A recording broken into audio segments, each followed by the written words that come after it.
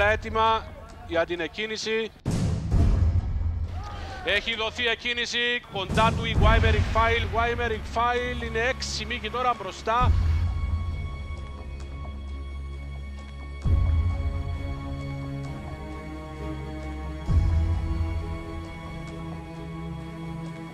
Τελευταίο 800 δραματικό.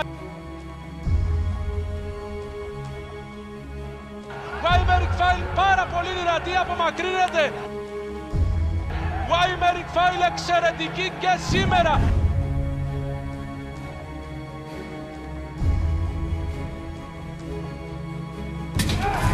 Δόθηκε κίνηση σε 7η υποδρομίας. Weimering Pfeil αρχίζει και ξεφεύγει από τον Αλεβάτσο. Weimering Pfeil με πάρα πολλές δυνάμεις σήμερα φτάνει στην πέμπτη της νίκης.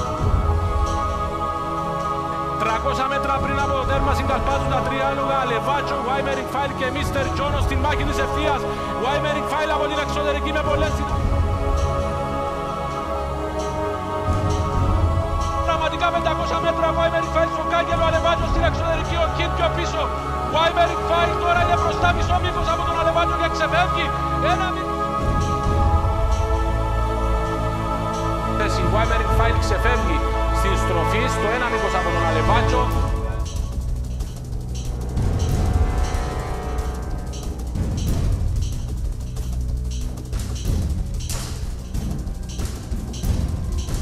Και εδώ το νούμερο 2, η Weimering Pfeil. Weimering Pfeil περνάει μπροστά. Weimering Pfeil περνάει μπροστά, θα είναι η μεγάλη νικήτρια και σε μεγάλη διαφορά από τις αντίπαλες της. Weimering Pfeil κάνει καταπληκτική εμφάνιση, κερδίζει με πολύ μεγάλη διαφορά. Είδατε την Weimering Pfeil, αυτή την έξοχη φοράδα από την Κύπρο. Weimering Pfeil λοιπόν είναι αυτή που οδηγεί την υποδρομία.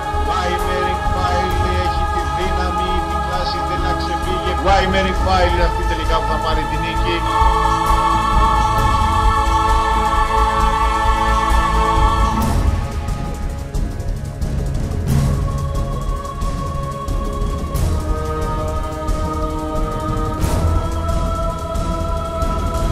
Racing over a mile and a quarter, Weimering Pfeil was away well on the outside of Harbour. Outside, Sterling Sound of Cosbeer and Splashdown, Weimering Pfeil.